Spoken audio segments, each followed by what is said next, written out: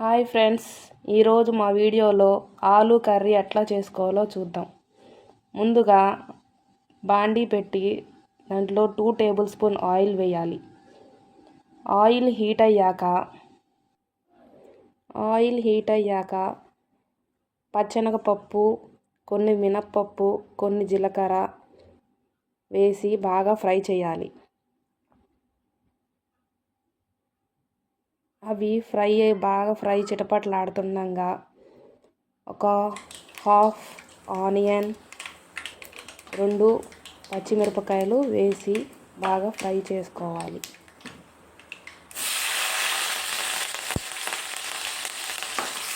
Onions కాస్త yellow కలర్గా మారాలి.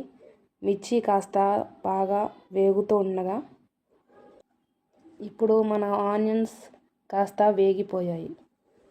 దాని తర్వాత కొంచెం కరివేపాకు, 2 రెబ్బలు కరివేపాకు వేయాలి. కరివేపాకు కాస్త చిటపట్లాడనివ్వాలి. కరివేపాకు కాస్త వేగిన తర్వాత 1 టేబుల్ స్పూన్ అల్లం వెల్లుల్లి పేస్ట్ వేసుకోవాలి.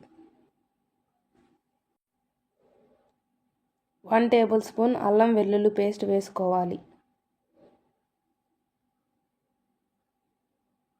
అల్లం వెల్లుల్లి పేస్ట్ బాగా పచ్చి వాసన పోయిందాకా ఫ్రై చేసుకోవాలి.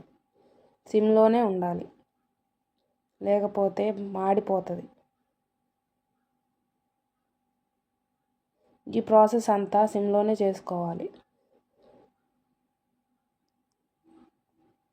అల్లం వెల్లుల్లి పేస్ట్ బాగా ఫ్రై అవ్వాలి, లేకపోతే కర్రీ స్మెల్ వస్తుంది. అల్లం వెల్లుల్లి పేస్ట్ కూడా బాగా ఫ్రై అయ్యాక ఇప్పుడు బాగా ఫ్రై అయింది అల్లం వెల్లుల్లి పేస్ట్. దాని తర్వాత మనం చిన్నగా కట్ చేసుకున్న ఆలు ముక్కల్ని కొంచెం కొంచెంగా వేసుకోవాలి. నేను 1 కేజీ దాకా ఆలు తీసుకున్నాను. వాటిని శుభ్రంగా కడిగి బాగా చిన్న చిన్న సైజులో కట్ చేసుకోవాలి. వాటితో పాటు ఓ చిన్న సైజు 3 టమాటాలు వేసుకోవాలి. అవి బాగా తిప్పాలి. ఒక 2 టేబుల్ స్పూన్ సాల్ట్ మరియు 1 టేబుల్ స్పూన్ పసుపు వేసుకోవాలి. పసుపు కూడా వేసి బాగా తిప్పుకోవాలి.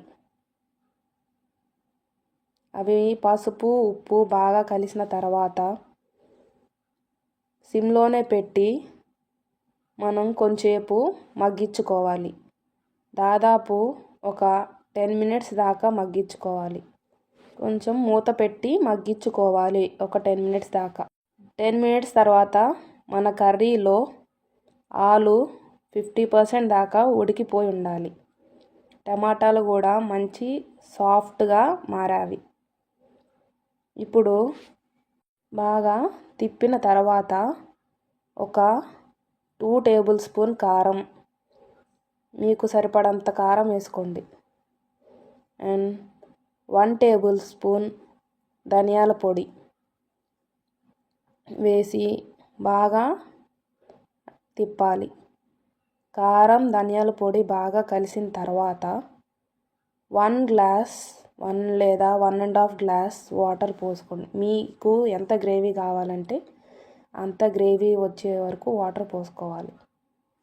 కారం, ధనియాల పొడి మొత్తం కలిసావి. ఇప్పుడు మనం 1.5 గ్లాస్ వాటర్ పోసుకుందాం. నేను 1.5 గ్లాస్ పోసానండి. మీకు ఎంత గ్రేవీ కావాలంటే అన్ని వాటర్ పోసుకోండి. 1.5 గ్లాస్ వాటర్ పోసి బాగా తిప్పుకోవాలి. మీకు ఎంత గ్రేవీ కావాలో మీ క్వాంటిటీని బట్టి వాటర్ పోసుకోండి.